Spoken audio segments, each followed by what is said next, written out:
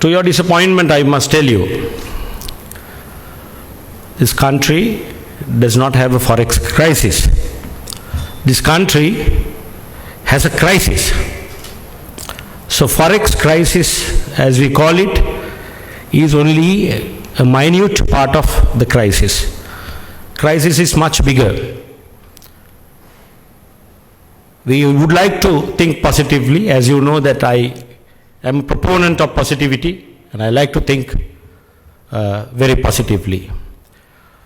But for us to think positively, first of all, we have to understand the status quo. And we have to be open to understand the status quo, the situation. Then we can think positively. Then we can think of ideas how to revive any industry and the rest of the industries. Now, you being very selfish, you want to revive your industry. And what about the rest of the industries? And there is another 90% of the people are also trying to, leaving aside reviving, trying to wake up and survive the day.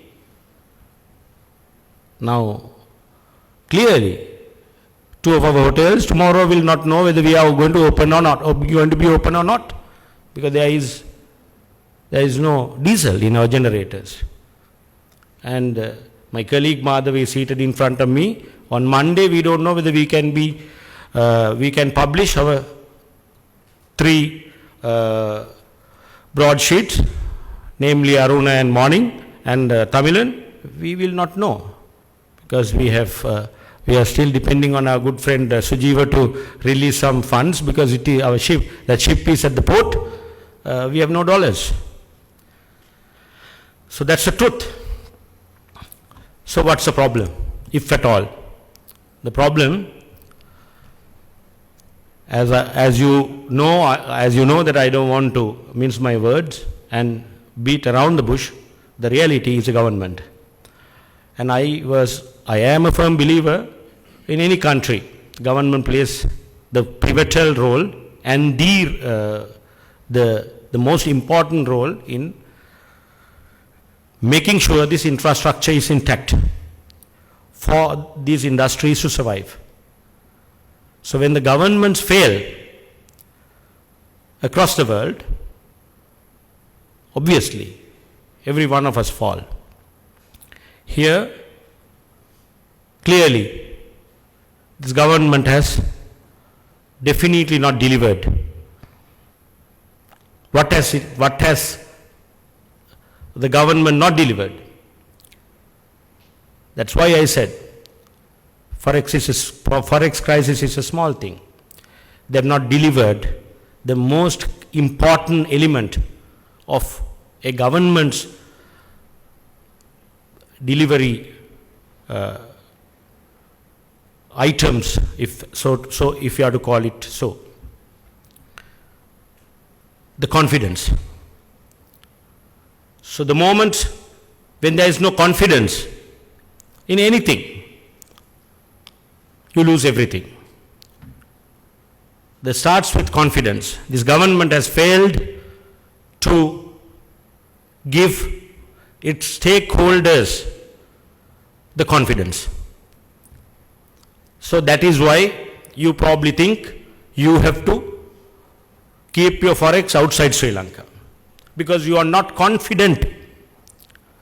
That's why you think you have to collect fuel and keep it in your backyard, because we have lost confidence. That's why we don't want to invest in anything. We don't know at which point it is going to get depreciated, at which percentage. So much so we don't know whether when we get into a lift, whether it will stop halfway. So we have lost confidence. Clearly. Now, having said that, I see in social media comments that they try to single me out as one of the culprits for bringing this government to power. And I will not shy away from that. And if at all, I would say I take more responsibility than rest of the people for helping this government to come to power. And we very lavishly contributed our creativity, our innovative thinking, and rest of the possible infrastructure to help to form this government, because it was then a major need then, and I worked very hard. So as a result, I have a duty to, if at all, to talk about this openly, frankly, and if it is necessary, to change this for better. So, in that context, I would say, governments have a responsibility for people to feel that they can depend on this government. So how has this government failed? First, as I have told in a Chartered Accountants Forum, when my good friend Sujiva was also a speaker, in 2006 or in 2006, I read a book called Confessions of Economic Hitman by an author named John Perkins. When I read that book in 2006, I saw this hitman is here in Sri Lanka. So I funded, I myself tried to translate. When I failed, I funded and I got this book translated. And it got published in Sinhala, Arthika Ghatakeguge Papochcharane. Now, many say that there are politicians who started calling this particular gentleman Arthika Ghatakya. I take the responsibility. I coined that word and put that in the cover. Because the content of that book, you must read. I intend to republish that book, the translated version of it, because it's quite appropriate for even now you to read. 2006, in a forum like this, when I launched that book at the auditorium of Golf Face Hotel, I said this country is going to go into bankruptcy in 2006. Not that I am an economist, no, I am an astrologist. But it is very simple. We run companies.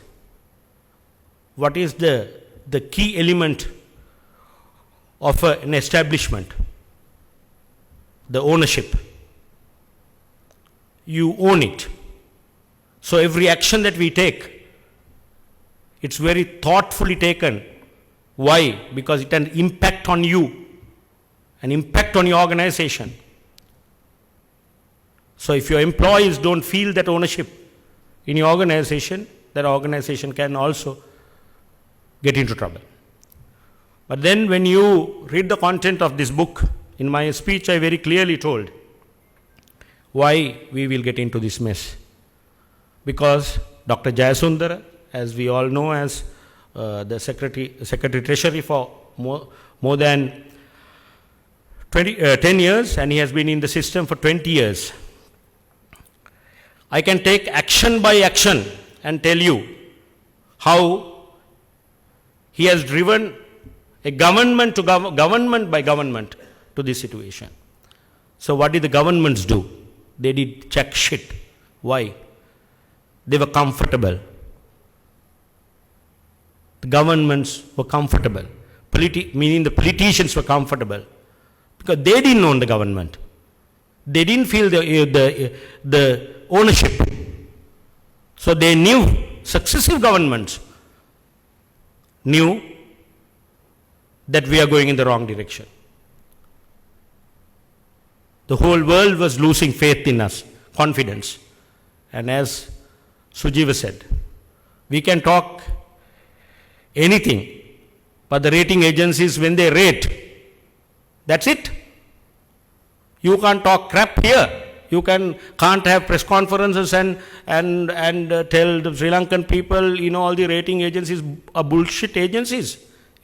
If a company like ours go to a bank and asking for money, they look at our balance sheet. They look at our reputation. Then only they will lend. So if this country has mucked up their reputation and if there is no confidence, the balance sheet is in shit. Sorry about my language. So that is what is happening. Now, Indian Express newspaper 3 days ago called me and asked me, when did you feel that this country is going to get into economic crisis? I told the editor, the day this president appointed Dr. P.B. Jayasundar as his secretary. It is clearly evident. I today don't know. He's been a good friend. I only received this message from other than a text alert that he has been appointed as his secretary. I don't want to mince my words. He came, he ran 3 institutions. The Presidential Secretariat, the Treasury, and the Central Bank. At the same time, if there is anyone who can challenge that, I will get into details. Probably you can invite me again for a forum like this. De facto. I have had a couple of meetings with him. And I have raised my concerns. I have met the president a couple of times. Though it was not for his happiness, but I had to. Because I felt responsible. As you all feel that I am responsible, I thought it is my responsibility to clearly communicate that there is an issue. When immediately after the Minuwangoda outbreak, I met the president. I used the word forex, and there is a crisis. And in simple maths, I tried to explain it to him. Then he gave me, in 2 days later, a piece of paper which looks like a cash flow statement, how the government is managing its cash flows. You don't have to be a scientist, you don't have to be an economist to understand that we were getting into this.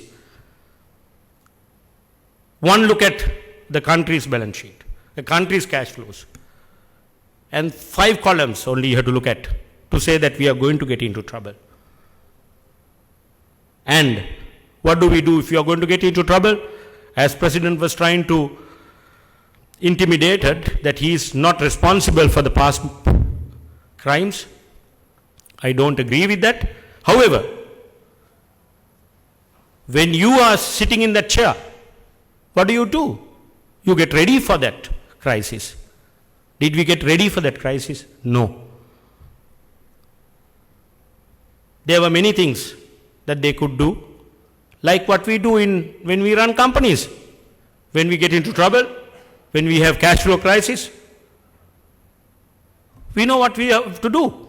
We get prepared in advance, we address issues, we prioritize our expenses. Have we done that? No. So, it is not nice to talk like this, and I don't like to talk like this. But being a responsible party, I would continue to talk like that.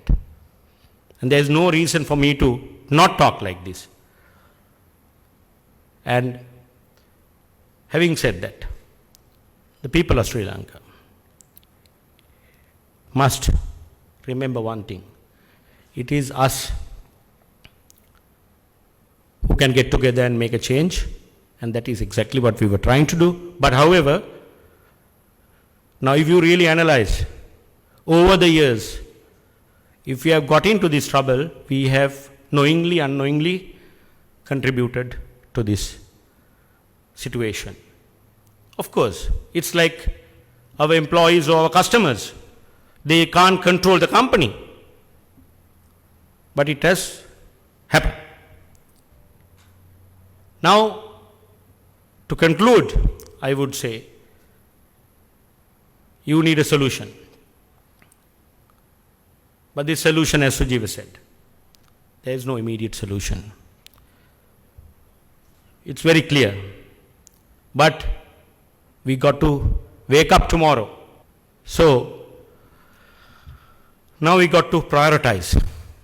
As an industry even, the construction industry will have to prioritize to face the reality.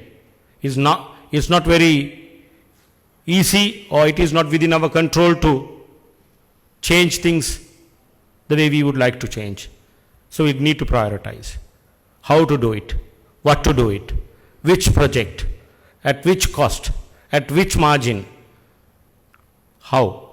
So that's the only way that us as friends in an industry, probably we can work together to revive, I don't know, but to survive.